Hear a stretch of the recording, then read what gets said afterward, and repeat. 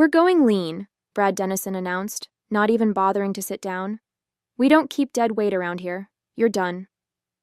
I stared at the 28-year-old who had been CEO for exactly 6 hours and 43 minutes. The glossy Harvard Business School diploma he'd hung behind his desk still had the price tag dangling from the frame. "I see," I replied, my voice steady despite the shock rippling through me. 9 years at Dennison Materials, reduced to a 10-second dismissal. "May I ask why?" Brad's lips curled into what I assumed was his version of a businessman's smile. "My father might have needed someone to hold his hand through every contract, but I have a different vision for this company. We're modernizing." I nodded slowly, feeling the weight of the personnel files I'd been reviewing before his assistant summoned me. Files that contained, ironically, my own carefully negotiated employment agreement. "I'll need this in writing, of course," I said, rising from the visitor's chair in what had been Charles Dennison's office until his retirement last week. "HR will have something for you to sign on the way out," Brad said dismissively, already turning to his computer. "Security will escort you to clear your desk. Standard procedure." I gathered my notepad and pen, maintaining the calm demeanor that had served me well through countless negotiations. "Of course. Thank you for the opportunity to work here." Confusion flickered across Brad's face at my composure, but he quickly masked it with another practiced smile. "Best of luck, Rita." As the security guard watched me pack my personal items into a cardboard box, my phone buzzed with messages from colleagues who had witnessed my exit from the executive floor. I left them unanswered, focusing instead on the task at hand. In the drawer of my desk was a copy of my employment agreement, the one Charles had personally revised 3 years ago when Westlake Supplies had tried to poach me. "All set?" the guard asked awkwardly. He knew me, of course. Everyone at Dennison knew me as the fixer, the one who solved impossible problems. "Almost," I said, sliding the agreement into my bag. "Just need to say goodbye to a few people." But I didn't. I walked straight to the elevator, past the shocked faces of my team, and out into the crisp Tulsa morning. In my car, I finally allowed myself a moment to breathe. I opened my bag and pulled out the agreement, flipping to the section I knew by heart. The clause Charles had insisted on, the one I had negotiated with precision. A smile spread across my face. Brad Dennison had just made the most expensive mistake of his short career. My introduction to Dennison Materials happened 9 years ago, when I was 26 and determined to prove myself. Fresh out of law school with a focus on contract law, I had applied to every major company in Tulsa that might need someone to review their agreements. Charles Dennison had personally interviewed me, impressed by my attention to detail and willingness to question problematic clauses. "Most lawyers just rubber stamp whatever we put in front of them," he had said during our interview. "I need someone who will tell me when I'm about to step in it." I was hired the next day. Over the years, I became more than a contracts specialist. I was the one Charles called when a supplier threatened to pull out, when a major client was unhappy, when the company needed to navigate complex regulatory changes. I rewrote agreements that saved millions, spotted loopholes that would have cost the company dearly, and eventually earned a place at Charles's right hand. 3 years ago, Westlake Supplies, Dennison's biggest competitor, tried to lure me away with a salary that made my eyes water. Charles countered with not just matching pay, but an employment agreement that reflected how much he valued my contributions.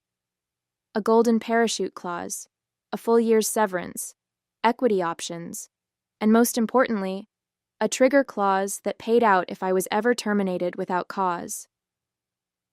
"Your family now, Rita," Charles had told me as we signed the agreement. "This company wouldn't be what it is without you." I believed him. And for 6 more years, I gave Dennison Materials everything I had. Then Charles announced his retirement. We all knew Brad would take over. Nepotism was alive and well, even in a company that prided itself on meritocracy.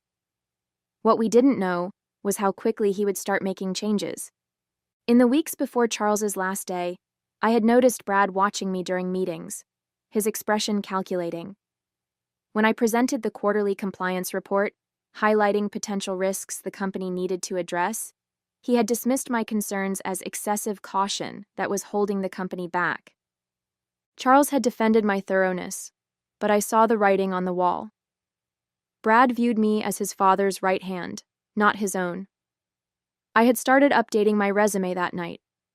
What I hadn't expected was the abruptness of my dismissal. No warning, no transition period, not even a pretense of restructuring. Just, "You're done," from a man who had been handed everything his father had built. As I drove home from the office for what I thought was the last time, I wondered if Brad had even bothered to read my file before deciding my fate. That evening, I spread my employment agreement across my dining room table, alongside the termination notice HR had hastily printed for me. The contrast between the two documents was stark. One meticulously crafted over weeks of negotiation, the other a generic form with my name misspelled. I picked up my phone and dialed a familiar number. "Leonard Phillips," answered the voice on the other end. "Leonard, it's Rita Howard." "Rita, to what do I owe the pleasure? How are things at Denison?" I took a deep breath. "Actually, that's why I'm calling. I was terminated today." There was a pause. "You're kidding, Charles fired you?" "Not Charles, Brad. Charles retired last week." Another pause, longer this time. "I see. Well, his loss is someone else's gain. As a matter of fact..." "Before you continue," I interrupted, "I should mention I have an employment agreement with some significant termination provisions." "Do tell." I walked him through the key points of my agreement: the golden parachute, the severance, the equity options, and the trigger clause. Leonard whistled. "That's quite a package. Does Brad know about this?" I'm not sure he bothered to check before showing me the door. "Well, this is interesting timing. We're looking to expand our Tulsa operations, and we could use someone with intimate knowledge of Denison's contracts and clients." I smiled into the phone. "I thought you might say that." We talked for another hour, discussing potential roles, compensation, and how my knowledge of Denison's operations could help Westlake gain market share. By the time we hung up, I had a verbal offer that doubled my Denison salary, with a formal offer to follow in the morning. I sat back, staring at the documents spread before me. The termination was a shock, yes, but also an opportunity, one that would never have presented itself if Brad had taken the time to understand the company he had inherited. My phone buzzed with a text from Diane, my assistant at Denison. "Are you okay?" she wrote. "Everyone is in shock. Charles is flying back tomorrow." I hadn't expected that. Charles was supposed to be on a month-long cruise celebrating his retirement. For him to cut that short meant Brad had likely shared the news of my departure. "I'm fine," I replied, just surprised at the timing. Brad called an all-hands meeting to announce a new direction for the company, said he's bringing in his own team. That explained it. Brad wasn't just firing me. He was dismantling everything his father had built, piece by piece. "Keep me posted," I wrote back, then set my phone aside. I gathered the papers from my table and placed them neatly in a folder.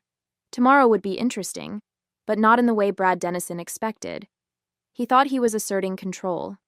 In reality, he had just handed me the key to unlock a door I had never planned to open.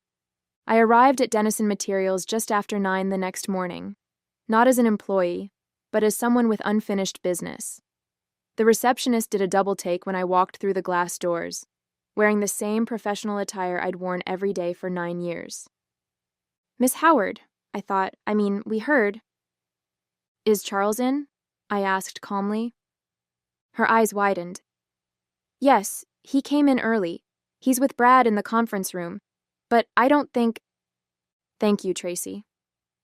I smiled and headed toward the elevator, my heels clicking confidently against the marble floor.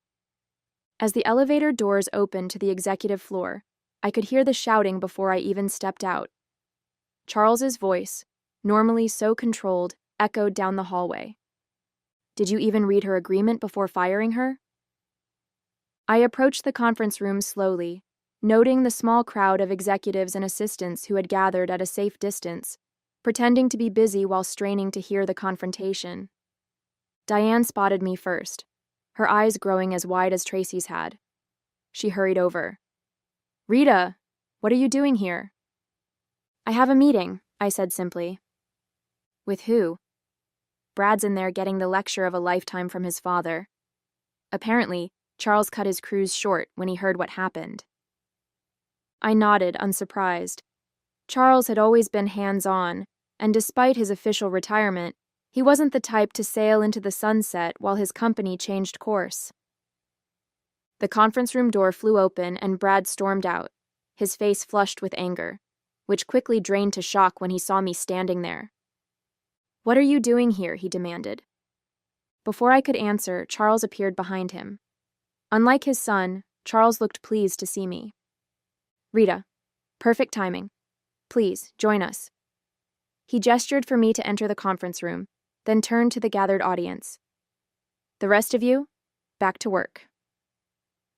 Inside, the long conference table was covered with papers, including, I noticed, several copies of my employment agreement. Beside them sat Veronica Wyatt, the head of HR, looking distinctly uncomfortable. "Miss Wyatt was just explaining to Brad why your termination might be problematic," Charles said, closing the door behind us. Veronica cleared her throat. "As I was saying, the agreement Miss Howard signed 3 years ago included several protections, including—" "I know what it includes," I interjected smoothly. "1 year of severance at my current salary, immediate vesting of all outstanding stock options, a non-compete waiver and a clause granting me full rights to consult for any competitor I choose." I paused, making sure Brad was looking at me before continuing. "And a $250,000 early termination payout if fired without cause." Brad's face cycled through several emotions, disbelief, then anger, then something close to panic. "That can't be right," he said, grabbing one of the copies and flipping through it frantically. "Page 7, paragraph 4, I offered helpfully. Charles watched his son with a mixture of disappointment and resignation. "I tried to teach you the importance of understanding the details before making decisions. This is exactly why." Brad found the clause, his face growing paler as he read it. "But this is legally binding," I finished for him. "Signed by Charles and still valid." Charles turned to me, his expression softening. "Rita, I want to apologize for my son's actions. Your termination is rescinded, effective immediately. Your position, your office, everything will be restored." I had anticipated this, of course. Charles was nothing if not loyal to those who had served him well. But loyalty wasn't what had brought me back to Denison Materials that morning. "I appreciate the offer," I said, "but I've already accepted a position elsewhere." The silence that followed my announcement was broken only by the sound of Brad dropping the agreement onto the table. "Where?" Charles asked, though I suspected he already knew the answer. "Westlake Supplies," I replied. "I start next Monday as their Director of Contract Management and Compliance." Brad let out a sharp laugh. "You can't. Your non-compete was waived upon termination without cause," I reminded him. Page 9, paragraph 2. Charles sank into a chair, looking suddenly older than his 65 years. "You've been planning this?" "No," I said honestly. "But when the opportunity presented itself, I would have been foolish not to take it." "They'll want our client list, our pricing structures," Brad began, panic edging into his voice. I raised an eyebrow. "All things I'm legally entitled to use, given how my employment was terminated." I turned to Charles. "Though I should mention that my agreement with Westlake specifically excludes using proprietary information from Denison. Leonard Phillips may be a competitor, but he's not without ethics." Charles nodded, unsurprised. He and Leonard had known each other for decades, rivals who respected each other's boundaries. "What do you want, Rita?" The question caught me off guard. "Excuse me?" "You could have simply taken the payout and started your new job. You didn't need to come back here, so what do you want?" I considered his question carefully. What did I want? Revenge? Satisfaction? An apology from the arrogant young man who had dismissed 9 years of dedicated service in less than a minute? I want what I'm owed, I said finally, and I want to make sure the people who still work here are treated fairly. Brad scoffed. This is a business, not a charity. Your father built this business by valuing his employees, I countered. That's why Denison Materials has one of the lowest turnover rates in the industry. It's why your suppliers are loyal, even when competitors offer lower prices. It's why clients trust Denison to deliver even when timelines are tight. Charles was watching me with a thoughtful expression. You care about this company. I gave 9 years of my life to it, I acknowledged. I'd prefer not to see that work undone in 9 days. Brad opened his mouth to retort, but Charles silenced him with a look. What are you proposing, Rita? I pulled a folder from my bag and placed it on the table. A consulting arrangement. I'll help with the transition of my duties, advise on pending contracts, and provide insights on key client relationships. In return, I receive the compensation outlined in my termination clause, plus a consulting fee. Charles picked up the folder and skimmed its contents, a small smile playing at the corners of his mouth. You've thought this through. It's what you hired me to do, I reminded him. He handed the folder to Brad. Read it. Carefully this time. Brad accepted the folder reluctantly, his expression sullen. As he read, his eyes widened slightly at certain points, and I knew he was recognizing the strategic value of what I was offering, despite his wounded pride. This would give her access to our operations even while she works for Westlake, he objected. With strict confidentiality provisions, I pointed out, and a clear delineation of what constitutes proprietary information. Leonard is aware of this arrangement and has approved it. Charles looked impressed. You've already cleared this with Westlake? It was a condition of my acceptance, I confirmed. They get my expertise without the ethical complications. Brad tossed the folder back onto the table. This is blackmail. No, Charles corrected him. This is negotiation. Something you would understand if you had taken the time to learn the business instead of assuming you could run it based on theory alone. The tension between father and son was palpable. Years of unspoken expectations and resentment suddenly laid bare. As the weight of the situation settled over the room, Veronica excused herself quietly, leaving the three of us alone with the aftermath of Brad's hasty decision. I'll need time to review this proposal, Charles said, closing the folder. Of course, I replied. But I should mention that my offer to help with the transition expires at the end of the day. After that, the only communication will be through lawyers regarding my termination package.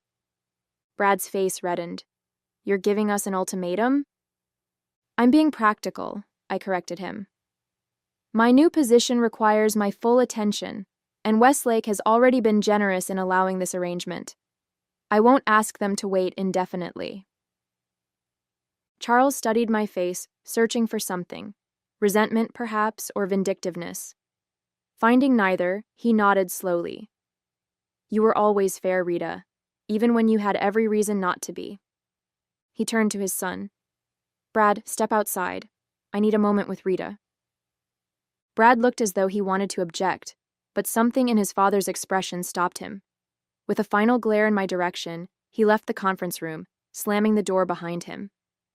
He has potential, Charles said once we were alone, but he lacks patience and humility. He sighed, running a hand through his silver hair. I thought giving him the reins would force him to grow up. I see now that was a mistake. It's not my place to comment on your decisions regarding Brad, I said carefully. Charles smiled ruefully. That's diplomatic of you. But we both know this isn't how I wanted things to end between Denison Materials and Rita Howard. I felt a twinge of nostalgia for the years I'd spent at the company, the challenges we'd overcome, the victories we'd celebrated. Business is business, I said, echoing a phrase Charles himself had often used. Indeed. He picked up my consulting proposal again. I'll sign this, and I'll make sure Brad understands the terms and the consequences of violating them. Thank you.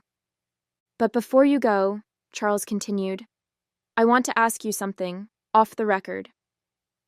I nodded, curious. What would it take to bring you back? Not now, but eventually. Once things are settled. The question took me by surprise. Honestly, I don't know. Westlake is offering opportunities I hadn't considered before, and after what happened, trust is difficult to rebuild, Charles acknowledged, but not impossible. I thought about it for a moment. Dennison would need to change. The culture, the leadership approach. Your son would need to demonstrate that he values the people who make this company work, not just the bottom line. That's a tall order. You asked what it would take, I reminded him. Charles laughed, a genuine sound that momentarily erased the tension of the morning. So I did. He extended his hand. No matter what happens next, it's been an honor working with you, Rita. I shook his hand, feeling an unexpected surge of emotion. Likewise, Charles. As I turned to leave, Charles called after me. Rita, one more thing. I paused at the door. Brad will hate this, but I'm going to insist he attend your transition meetings personally. Consider it part of his education. I couldn't help but smile. That seems appropriate. Outside the conference room, Brad was pacing, his face still flushed with anger. He stopped when he saw me. Are you satisfied? He demanded. You've completely undermined my authority on my first day. I regarded him calmly. You did that yourself when you decided to fire someone without understanding the consequences. He stepped closer, lowering his voice. This isn't over. Actually, I replied, matching his tone, it is. Your father is signing my consulting agreement, and you'll be attending all transition meetings personally. Consider it a crash course in contract management. The shock on his face was almost worth the turmoil of the past 24 hours. The following Monday, I walked into Westlake Supply's gleaming headquarters as their new director of contract management and compliance. My office overlooked downtown Tulsa, a far cry from the windowless space I'd occupied at Dennison.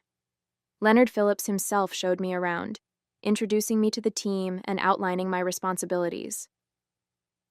I've been trying to get you over here for years, he said as we settled into his office for a coffee. Though I have to admit, the circumstances are surprising. Life is full of unexpected turns, I replied diplomatically. Leonard chuckled. That's one way of putting it. The consulting arrangement with Dennison, that was clever. Gets us your expertise while avoiding messy legal battles. It was the right thing to do, I said. Charles built that company from nothing. I respect that, even if I disagree with how his son is running things. Speaking of which, Leonard leaned forward, his expression turning serious. The first transition meeting is tomorrow. Are you prepared for that? I nodded. I've compiled detailed handover notes for all my active projects. The goal is to ensure a smooth transition, not to create problems. And Brad? How do you think he'll handle it? I considered the question. Poorly at first, but Charles will keep him in line. Leonard seemed satisfied with my answer. Good. The last thing we need is unnecessary drama. As I settled into my new role over the next few days, news of my departure from Dennison and the circumstances surrounding it spread through Tulsa's business community.